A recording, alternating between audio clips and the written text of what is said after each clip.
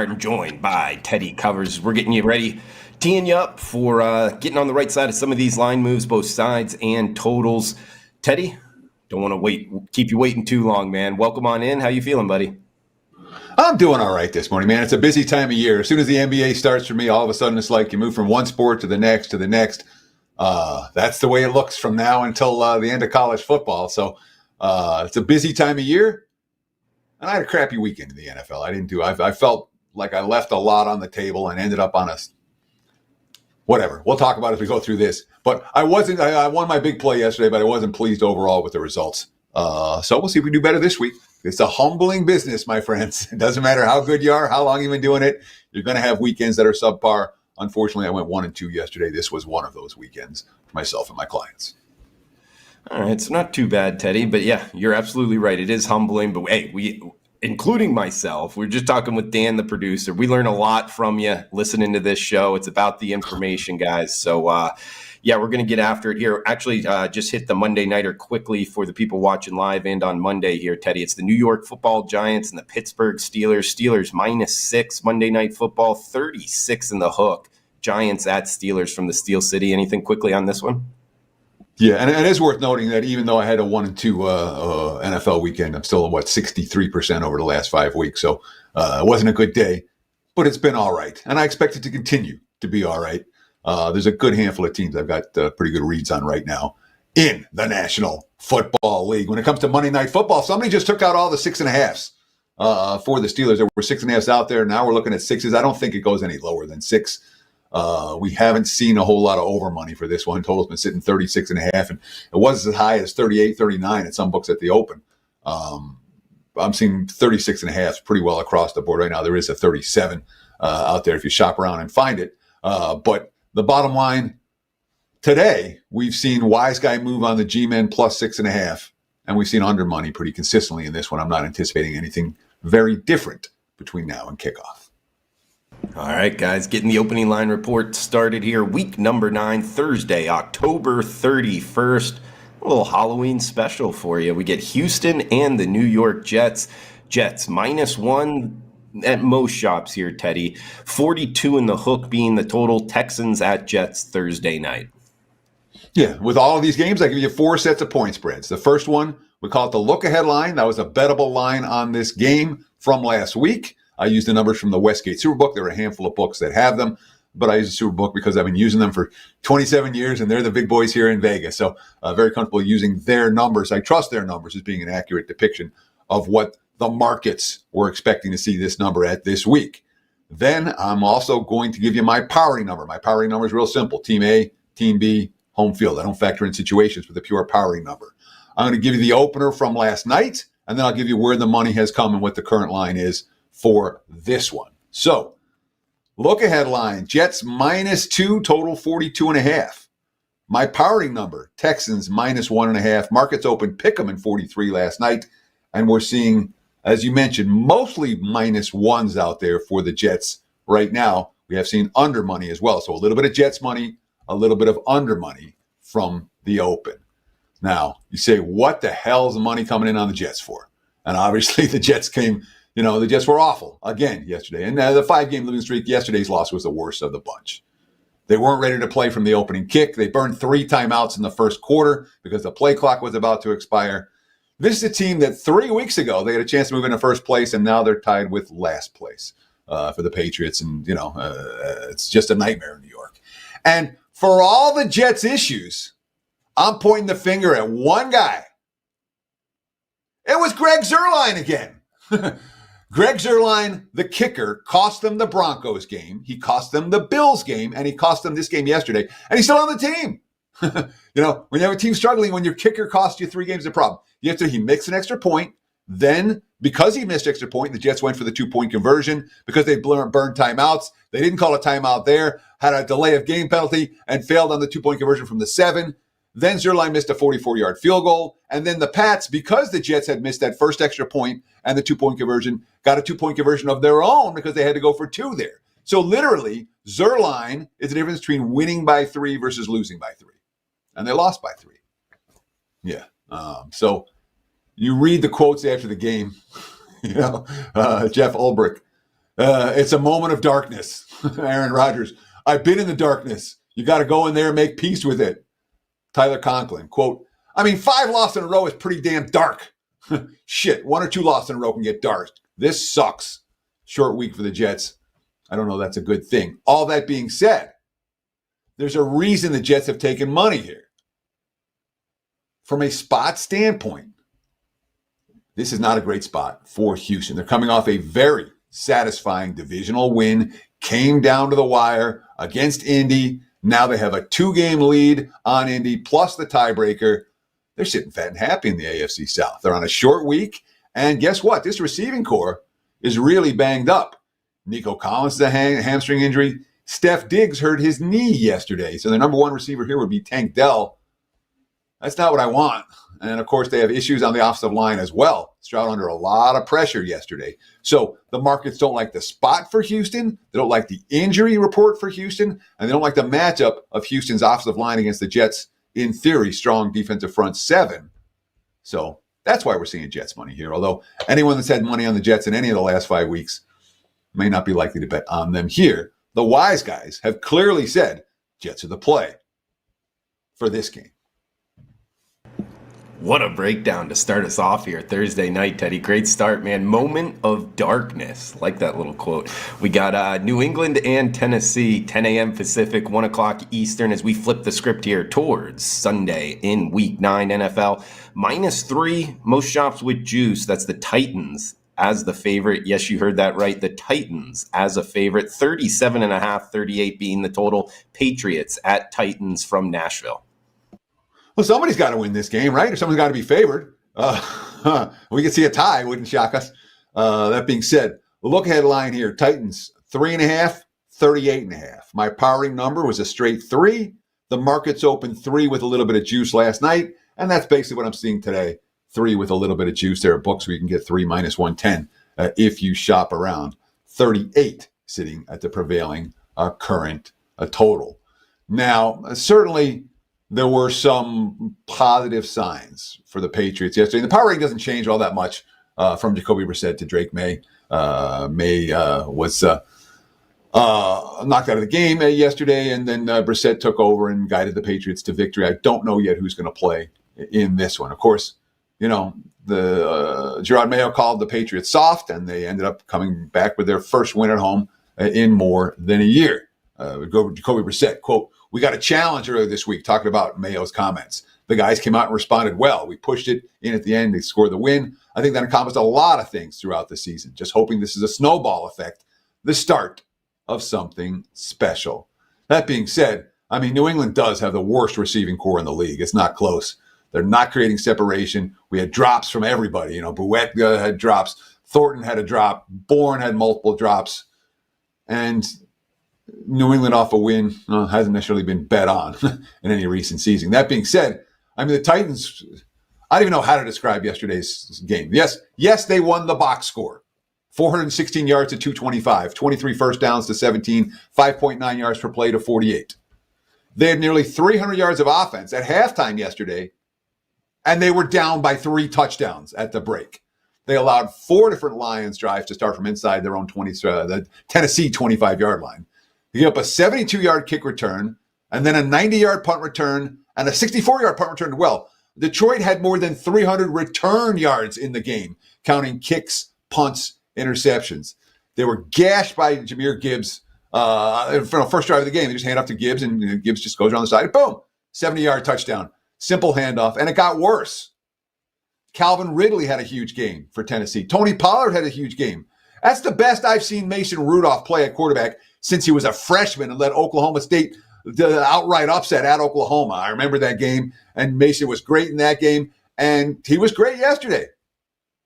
And they were never in the game. They lost by 5 touchdowns. The defense missed more assignments than I could count. They allowed 5 for 5 in red zone touchdowns.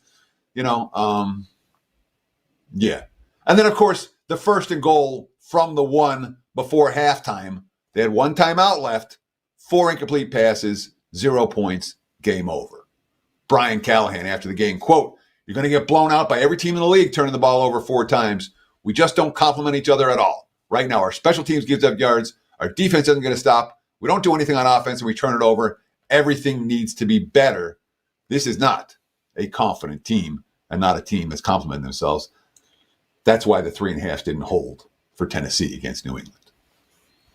Second game up as we're going down in rotation order. 4-5-3, 4-5-4, 10 a.m. Pacific kick here. LA Chargers, Cleveland Browns. We are seeing the Browns. Well, actually, the Chargers, -2. There is -1.5 out there as the short road favorite. Teddy, 42 or 42 in the hook being the total. We have seen some over money, it looks like. So it's Chargers at Browns from Cleveland. Yeah, look ahead line here. Chargers -4.5. The Browns got a nice win yesterday. Jameis played well. Therefore, open 2.5. My powering number came 3 on this ball game. And we're seeing 2.5, 40 last night. Lots of over money. Jameis is clearly the over quarterback for Cleveland. Now we're seeing 2s and 42.5 right now. So the market's a little bit higher on the Browns than I am, and certainly we've seen a fair bit of over money in this one. Even though the Chargers defense forced 9 punts yesterday. Really balanced offense from LA against New Orleans. 29 carries, 35 dropbacks. Ladd McConkey had his first breakout game, 107 receiving yards and a couple of touchdowns. Herbert was sacked 3 times in that game. It's the 5th straight game he's been sacked multiple times. That's not necessarily a good thing. And the offensive line couldn't control the line of scrimmage for J.K. Dobbins. I do have my concerns about the Chargers' OL matching up against the strong defensive line for Cleveland. That being said, there was something happened in the game yesterday for the Chargers that I think really helps their team chemistry. Not that their chemistry was a problem, but there was an issue where one of the opposing defenders had Justin Herbert on the ground and was giving him the business a little bit. And Brad Bozeman, the center, basically kicked the guy's butt, got a personal foul call, and got applauded by everyone on the sideline, got the game ball after the game in the locker room. Harbaugh, everyone knows Justin got a bad ankle. I don't blame Bozeman. I don't encourage it at all, but I don't blame him, and he gave him the game ball after. That's a positive team chemistry experience. When, you expect it, but to see it happen like that, I think is a good sign. Of course, Cleveland had the first positive team chemistry experience in quite some time in yesterday's game. Jameis Winston, 27 of 41, 331 yards, 3 touchdowns, no picks against the Ravens defense. You had Cedric Tillman, Elijah Moore, Jerry Jeudy, David Njoku, all with 5 catches or more. They went 0-2 in the red zone. They lost the turnover battle, and they pulled the outright upset as a TD dog. Now, admittedly, Kyle Hamilton should have notched the game-winning interception on an awful pass by Winston. Instead, it bounced off his hands several times, and the very next play was a touchdown pass to win the ball game. Jameis, quote, "A win like this is required to change the season around. We have a long way to go." It is worth noting Cleveland's top cornerback, Denzel Ward, went out into the concussion protocol yesterday. He's had at least 5 concussions previously in his NFL career. If he doesn't play here, that in my mind is an impact injury that may not be fully reflected in the point spread adjustment for someone like Denzel Ward being out. So there you have it. Browns and Chargers. Great breakdown, Teddy. I love the analysis there, man. I don't encourage it from Harbaugh saying, I don't encourage it, but here's the game ball. I kind of love that. Yeah. New Orleans and Carolina up next, guys, 10 a.m. Pacific here. We get -6 in the hook. That's the Saints as the road favorite, 44 being the total. Saints at Panthers. Next game up, TC. Look ahead line here. Saints -4.5 and 46. My powering number is Saints -6. That's with Carr back behind center, as he's expected to be this week. The markets only think he's going to be back. 6.5 and 44 last night. 6.5 and 44 today. We've seen very little line move on this, and won't, I should think, until we know who's going to be the starting quarterback for either of these two teams. Look, the Saints are getting some guys back. They got Chris Olave back from injury. He had 8 catches for 107 yards, immediate impact. Taysom Hill back from injury. He threw a pass. He had 4 carries. He had 4 targets. And more guys that they've had a ton of injuries, but more guys will be back in the next month or so, including, as I mentioned, Carr, who returned to practice last week and could well be back in the lineup this week. Spencer Rattler got benched in the third quarter. Jake Haener, he's not an NFL quarterback either. They combined, there were good things, 22 completions, 6.7 yards per pass attempt, no turnovers, but they did go take 5 sacks between them and 2 of 16 on third downs.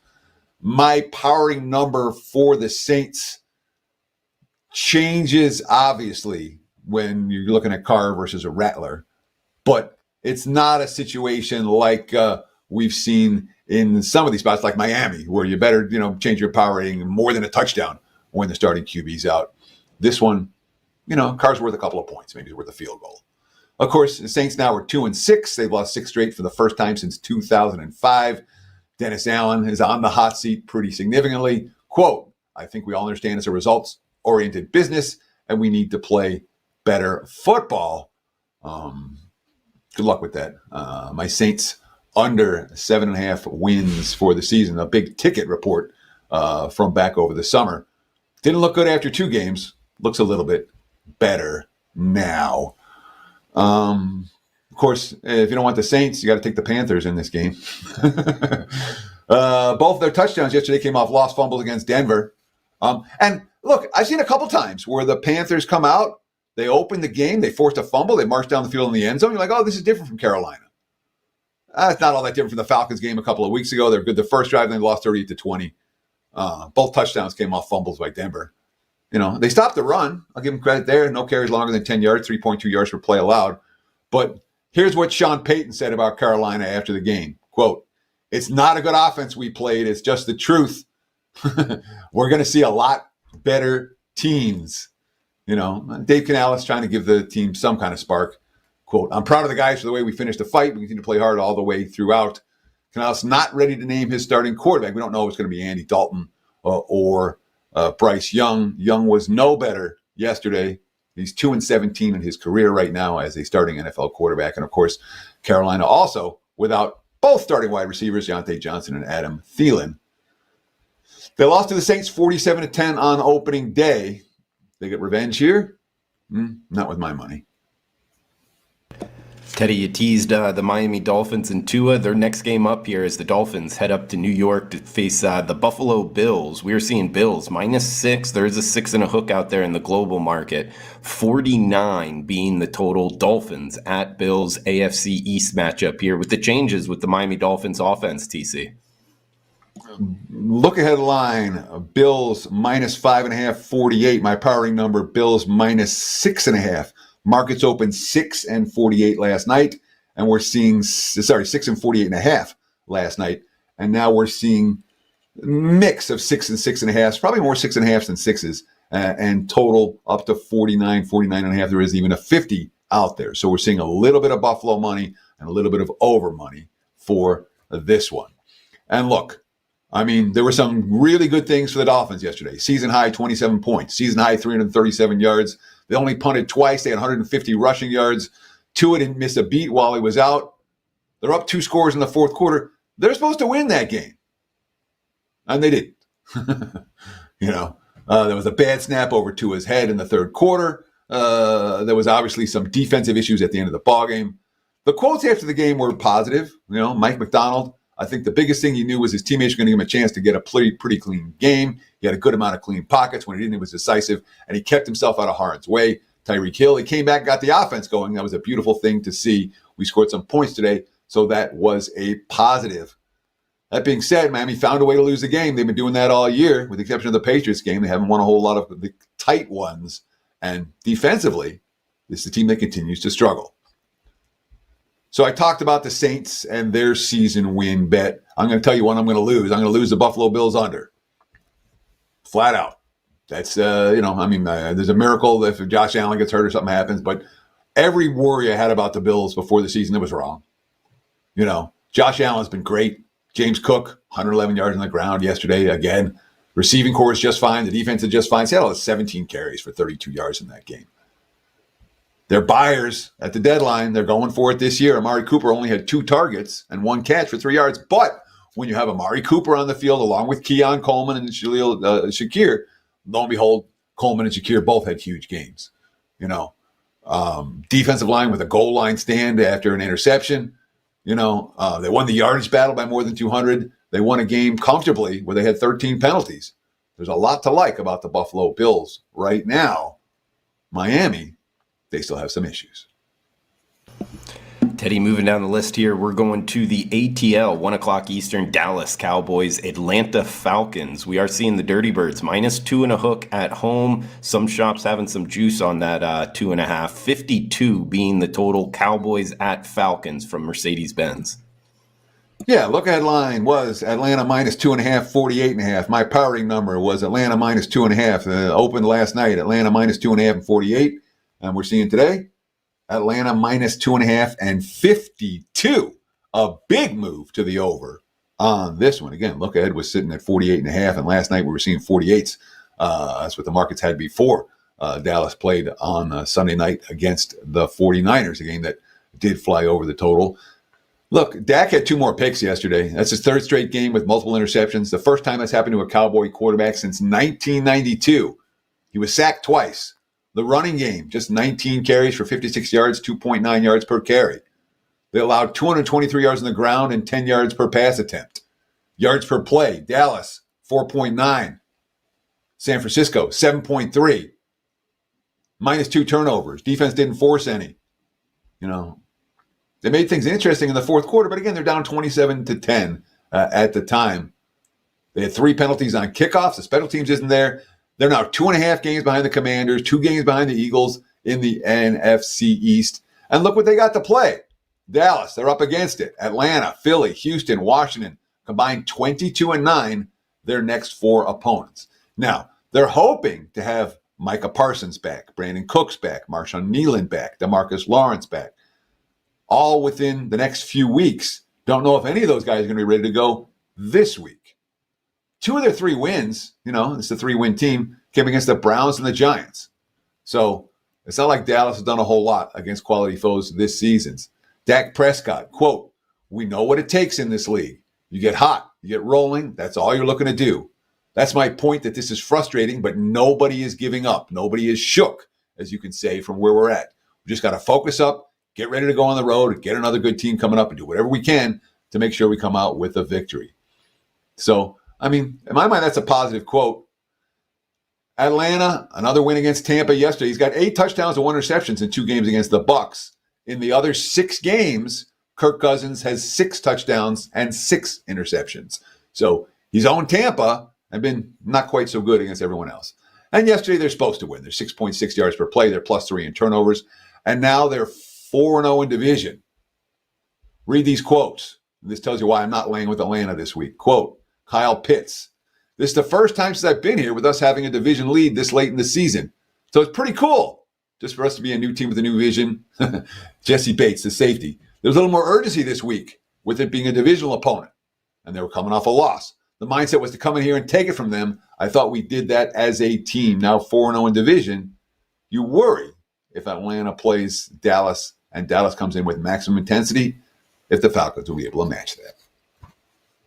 Next one up, we got the Denver Broncos, Baltimore Ravens, 1 o'clock Eastern kick here. It is Ravens, -9-point home favorites, 44.5 or 45 being the total right now. Broncos at Ravens. Next one up, TC. Look ahead line, Baltimore -10 and 43. My powering number, Baltimore -7. The market split the difference. It was 8.5 and 44 last night, although we're seeing more 9s and 9.5s out there than 8.5s today. Let's call it 9 as a prevailing number right now. So we have seen a little bit of Baltimore money. Obviously, the Ravens coming off a loss, Denver coming off a series of victories. Nonetheless, early money coming for Baltimore. Bo Nix did a ton of good things again yesterday. 7.7 yards per pass attempt, a 3-0 touchdown to interception ratio. Cortland Sutton had his first 100-yard game of the season, 11 targets, 8 catches. They went 11 of 17 on third downs, and they dominated defensively as well. Bo Nix, quote, "Everyone on the field is making plays, receivers, tight ends, running backs. The ball was being dispersed to a lot of positions. I thought that was good. Tough on a defense when you're getting a lot of guys involved." Sean Payton after the game, the Broncos, quote, "Still aren't playing our best football. Bigger games than this, some of those mistakes are going to cost us." So I like the way, obviously, Payton's approaching this team. He's been bet on. That being said, it's the West Coast or, the Western Conference team traveling east for an early start game. They're facing a Baltimore team that is coming off a loss, and kind of a really frustrating loss. The defense held Cleveland to 0-2 in the red zone. They gained 5.9 yards per carry. All right. The offense didn't turn the ball over. They were 3 of 4 offensively in the red zone. You're supposed to win those games. Lamar Jackson slamming his helmet down. He was pissed. And there were, just the type of mistakes that kill you. Rashad Bateman, huge drop as Lamar's bringing him back for the game-winning touchdown. Ball hits Bateman right in the face on a cute third down, and he can't catch it. Kyle Hamilton with the game-winning interception in his hands, bobbles it, drops it. The next play is a game-winning touchdown pass. So, Lamar Jackson, quote, "You can look at the Browns' record and say this is a sorry team. This is the NFL. Any week can be your day. We didn't make the plays to win the game." And that's the truth. Now, this is the 8th loss for Baltimore when leading inside the final 2 minutes of the fourth quarter since 2022. That's the most losses of any team in the NFL in the final 2 minutes during that span. And, of course, the Ravens defense, which entered the game allowing more points in the fourth quarter than any other team this year, struggled in the fourth quarter again yesterday. Those are concerns. And obviously, you're talking about Marlon Humphrey's hurt, Nate Wiggins hurt, the bench safety Marcus Williams. This secondary has major issues right now, even though against the run, the Ravens pretty much second to none right now.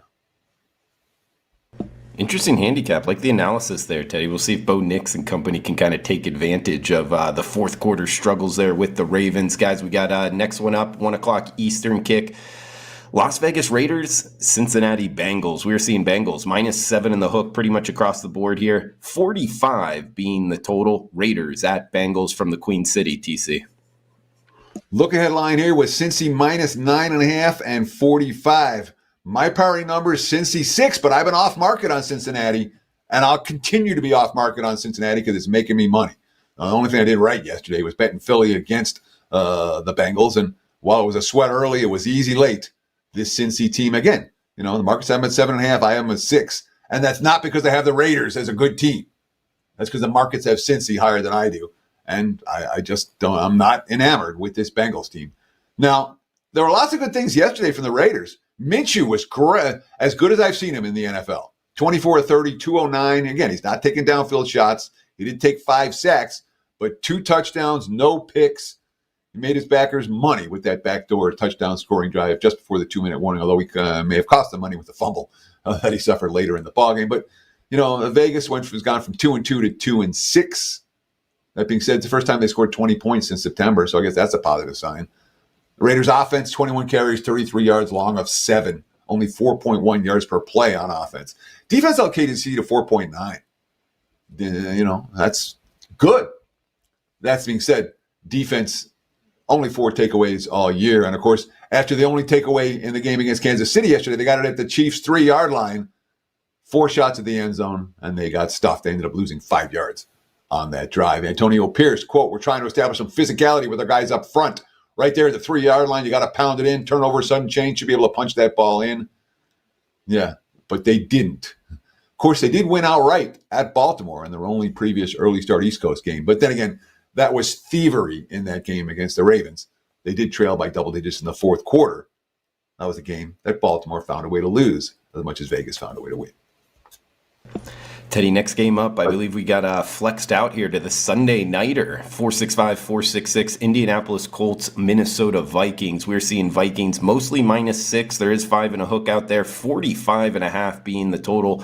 Colts at Vikings, Sunday Night Football here, Teddy. Look ahead line, it was Minnesota -6.5, 46.5. My powering number is only 5.5 on this ball game. Markets were 6.5/7. Last night. Today we're seeing more 6s and even 5.5s out there, really a split line right now. So for Indy,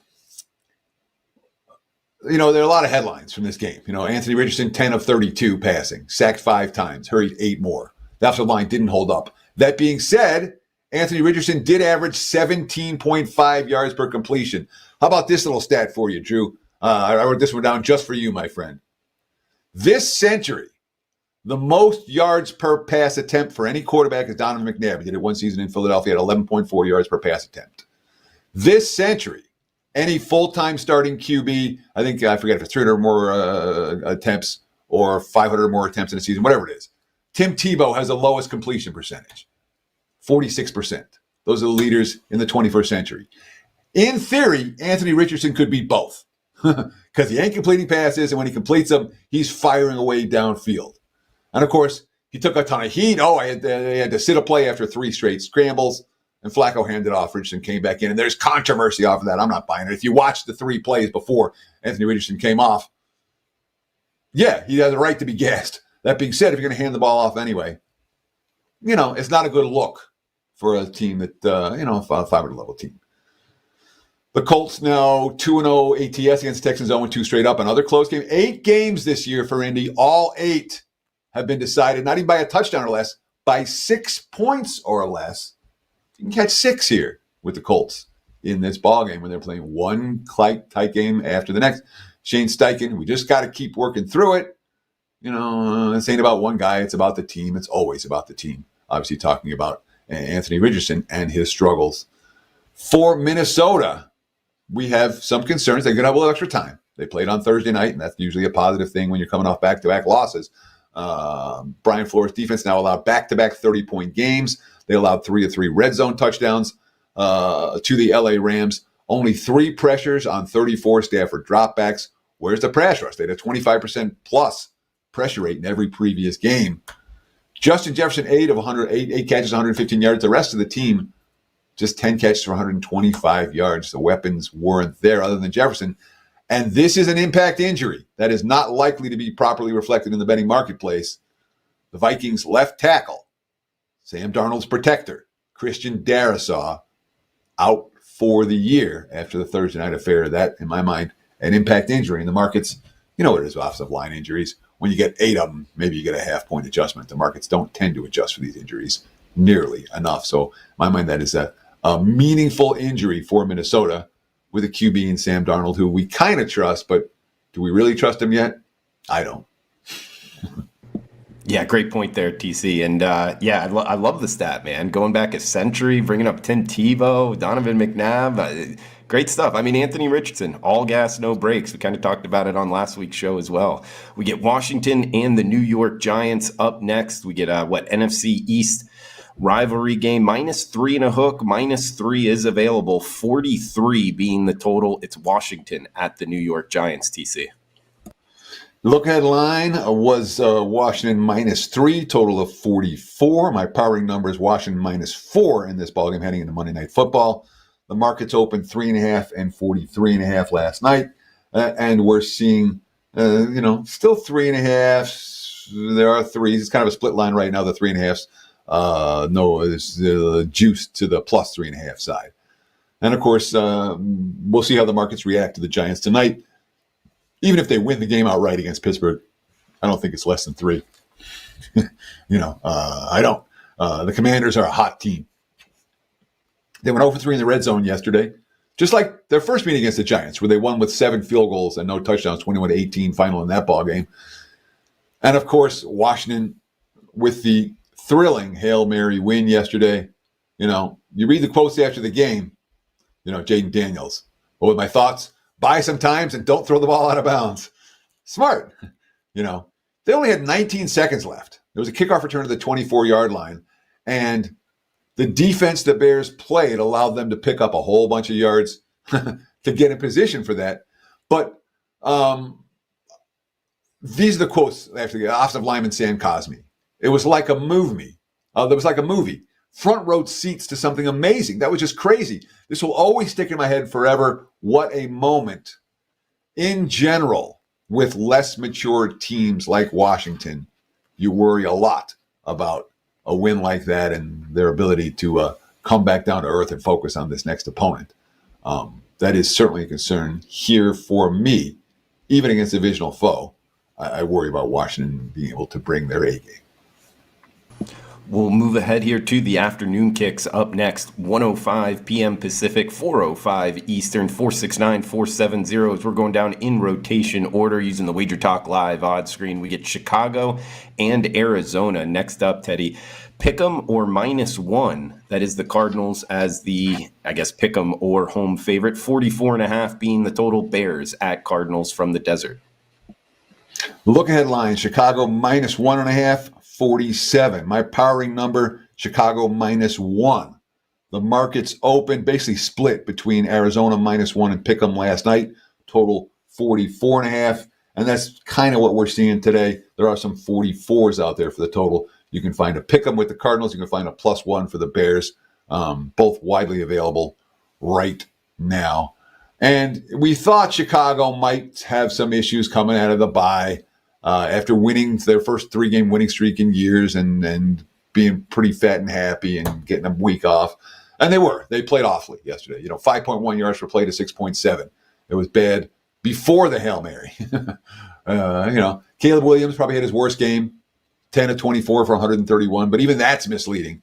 I mean, that offense did nothing before the fourth quarter. It was all DeAndre Swift, who was a monster.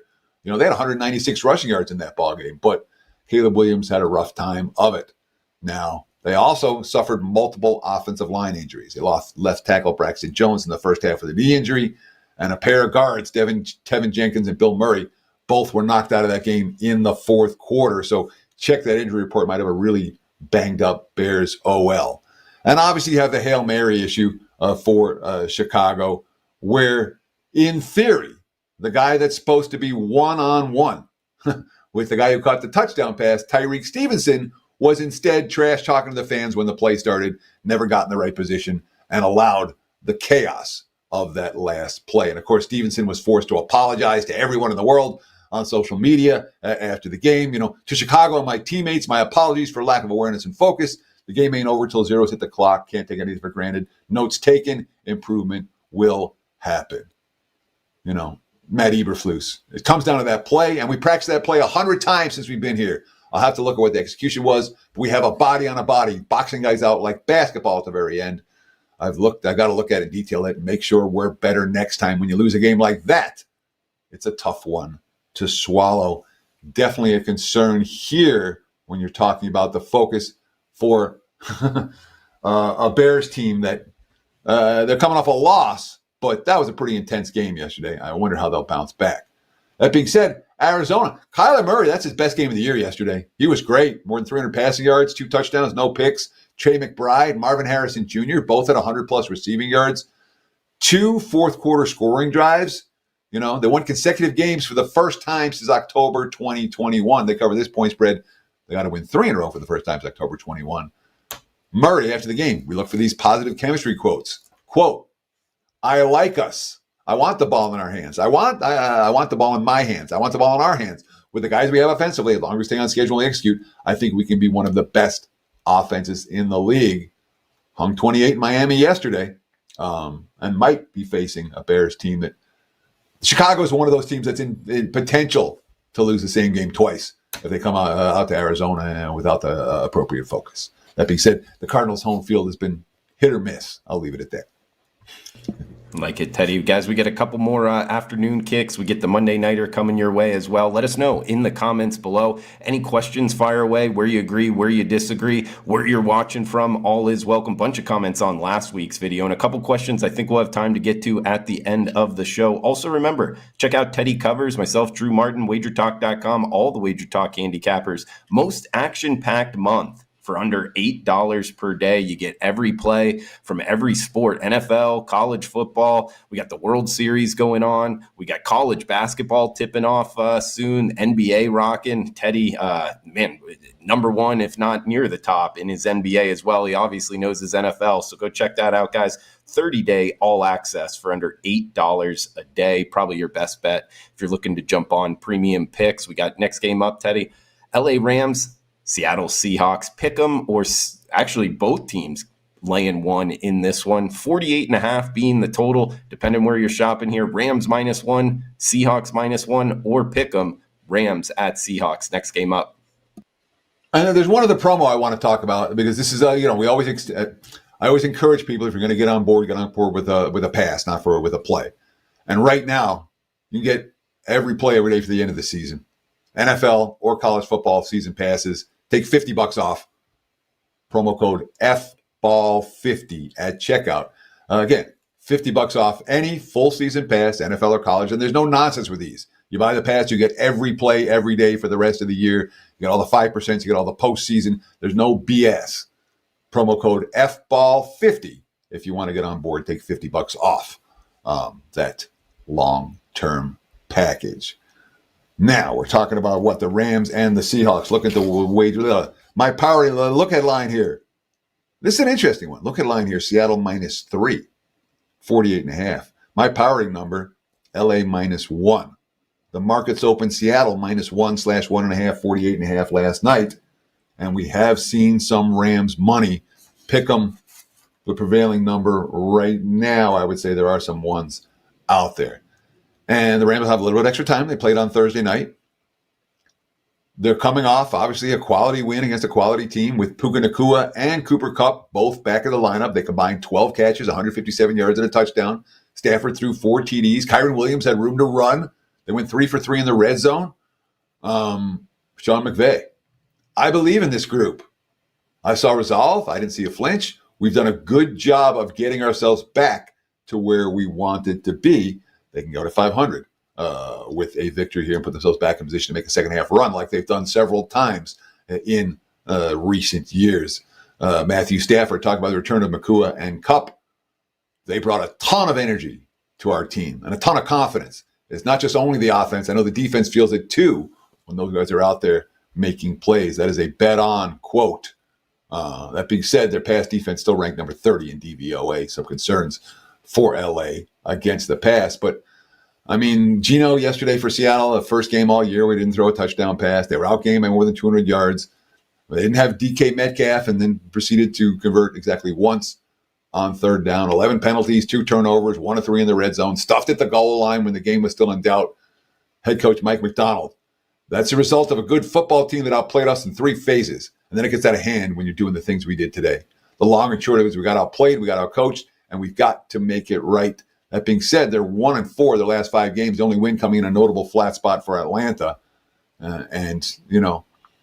It's I forgot about the fighting on the sideline where Derek Hall got a late hit on Josh Allen that extended a Bills drive. And next thing you know, they're chirping on the sideline. And next thing you know, they're throwing punches. And that's not, again, we're all competitive, but we look for positive team chemistry. What we saw from Seattle yesterday, negative team chemistry. This is not a team headed in the right direction right now. 2 teams headed in opposite directions, in fact. We get 4:25 Eastern, 1:25 Pacific up next. Detroit Lions, Green Bay Packers, NFC North battle here, Teddy. It is the Lions, -4-point road favorites, 46.5 being the total. Lions at Packers from Lambeau. Yeah, look ahead line here. Pick 'em, 50.5. Obviously, you have to adjust for Jordan Love's injury yesterday. My adjustment said my power numbers, Detroit 5.5. And I have the Lions currently behind only the Chiefs in my power ratings in the NFL.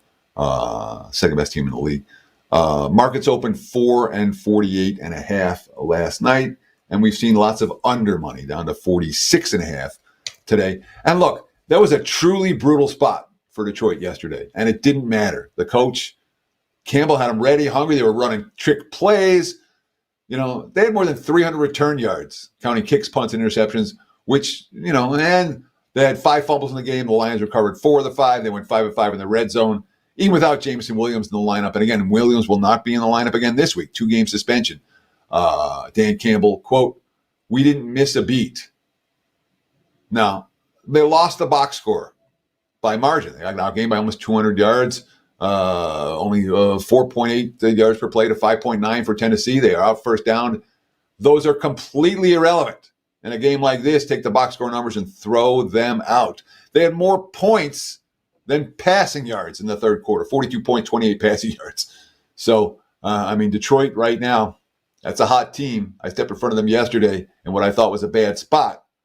And in some ways it was, and it didn't matter. The Lions simply too talented. Of course, for the Packers, Jordan Love knocked out of the game. He injured his groin on the first drive and then left the game in the third quarter. Matt LaFleur after, quote, "I have a, quote, high level of concern for his latest injury." Of course, he missed a pair of games in September with a left knee injury, and they did just fine with Malik Willis behind center. Malik Willis again yesterday, 11.2 yards per pass attempt and 6 yards rush. Doing some stuff right. I don't know with 2 of 6 in the red zone, that's concerned, but it's important to note about this defense. Defense allowed 7 yards per play yesterday for Green Bay. They now have 19 takeaways through 8 games. That's the most in the National Football League. That's one more takeaway than they had all of last season. So at least some of Green Bay's early season success, we have to say, I'm not going to say it's luck related, but takeaways and living on turnover margin will only get you so far. And certainly it's not something you can rely on game in, game out, especially against a team like the Lions. So this is one spot where Green Bay may wish they had their starting QB against a Detroit team that's pretty freaking hot right now. Absolutely. We got one game left here on Sunday. We'll hit the Monday nighter and then take any questions, guys. So fire away in the live chat. Also in the comments below if you're watching on replay. We get Jacksonville and Philadelphia here, Teddy. Eagles, -7. There is a -7 in the hook out there. 45.5 being the total. There is some 46s as well. So it's Jags at Eagles. This is 1:05 p.m. Pacific. So 4:05 afternoon kick here. Jags at Eagles. Yeah, this one got flexed out so that the Colts-Vikings game will be the Sunday night game this week, and I'm all in favor of that. No problem, because Jacksonville's not a team you want to see on national TV these days. Look headline, Eagles -6.5 total. Is that 6.5 or 6? I think it's 6.5. Yes, 47.5. My powering number was 7.5. The markets opened 7 last night and 48, and we're seeing 7.5s popping. You can still find both numbers as we record. And again, when you can find widely available a 7 and a 7.5 as a better, it makes your job so much easier. You lay 7 if you like the favorite. You take 7.5 if you like the dog. These are little edges. Over time, they will make you money. So what happened with Jacksonville yesterday? The offense worked, finally, but the defense didn't. This team hasn't played a lick of complimentary football in the last, basically since last year at this time, since they collapsed down the stretch and started out this year 2-6.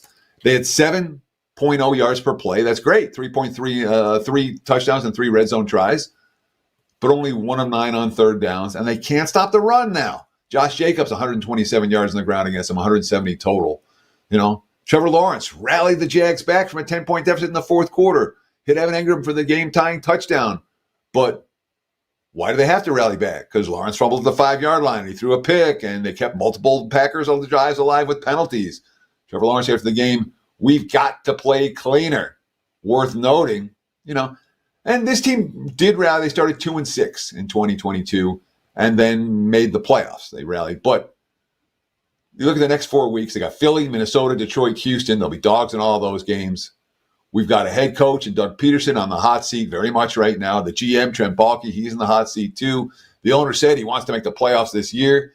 And they lost all their starting receivers yesterday. Brian Thomas, Christian Kirk, Gabe Davis got hurt, and Kirk's injury may be serious. They lost a cornerback, Ron Darby. They lost a right guard, Brandon Sheriff, and the left guard, Ezra Cleveland. These are problems for the Jags moving forward. Meanwhile, Philly, remember, the Philly stinks right now, right? No, they're 4-1 straight up the last 5 ball games. They made me money yesterday. And they're still strong in the trenches. They can run 161 yards on the ground. They can stop the run. We allowed 58. Jalen Hurts was not sacked yesterday. Saquon Barkley had another 100-yard game. Devonta Smith coming off a nice bounce-back game after a no-show. A.J. Brown, the weapon stepped up, against Cincinnati, 6.7 yards per play to 4.8 yards per play and +2 in turnovers.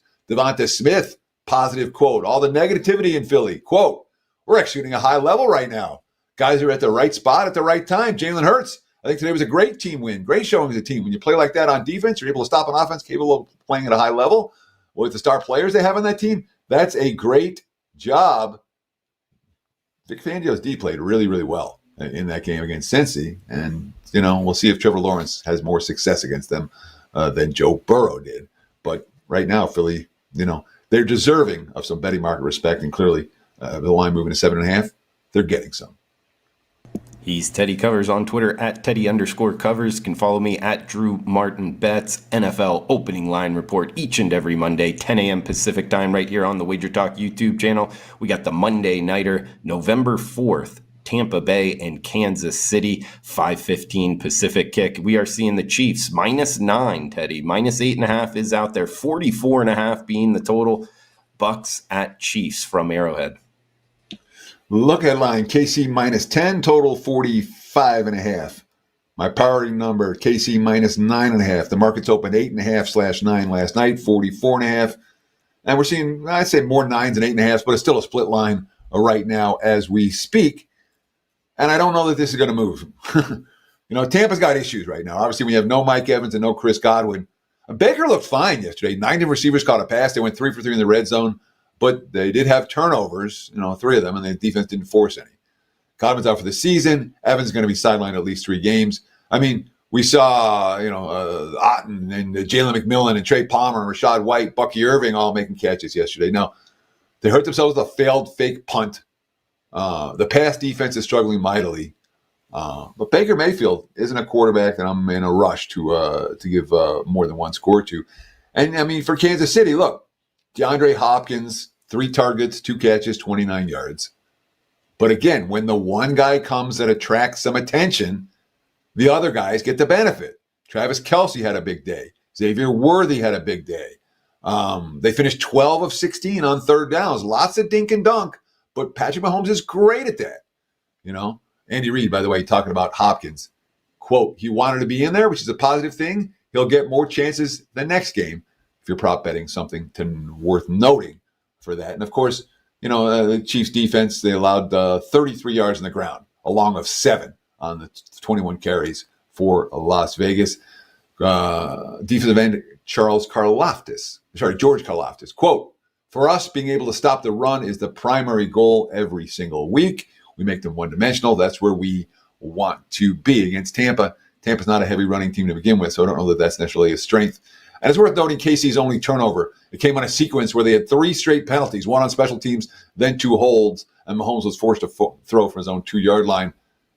And they still didn't give up a point on it. The defense had a goal line stand. That said, KC's playing 1-score games. The defense had a 2-touchdown lead, and Raiders boom, boom, boom down the field into the end zone. The Chiefs were very comfortable trading clock ticks for yardage on that last Raiders drive, which could very well be a concern on Monday night against Baker Mayfield and a pretty good Tampa passing game, even without their top 2 receivers. We got B Daddy in the house, Lawrence Presman, Victor Rivera, Zorn, Sports Avenger. All you guys, love seeing you in the comments, just breaking down each and every game. We got comments from last week's show and a couple questions here, Teddy. We got a couple minutes to hit, so feel free to fire away in the live chat. Also in the comments below, we get Poppy11 asking, do you mind sharing which sites you use for a deep dive on stats? There's a bunch of sites that I use. All right. They really are. So, and it's a good question. But for some of the yards per play, because I call it teamrankings.com. It has it for a bunch of sports, and that's really good for your yards per play number. NFL.com's got some good stats. ESPN has got some good stats. And I'm going to use a mix and match from my personal statistical profile. But the one that a lot of people don't use that I have no hesitation recommending is that teamrankings.com. Good yards per play numbers for offensive and defense, and I use that every week. I like team rankings as well, guys. Teddy, we got a couple Al in the house from last week saying he's in the dentist chair for the next hour. Thanks for helping deal with the pain. That's perfect place to watch the NFL opening line report, right? Sure. So Teddy, I was, I had my little dental emergency, was it a week and a half ago, and I get to go for the follow-up tomorrow. So that'll be fun. Maybe I'll watch our replay when I'm sitting in the dentist chair for the follow-up appointment tomorrow when they start pulling the stitches out or whatever it is. I'm not looking forward to it, Drew. I'm really not. Probably right around this. I think it's 11 o'clock tomorrow morning. It's right around this time. Yeah.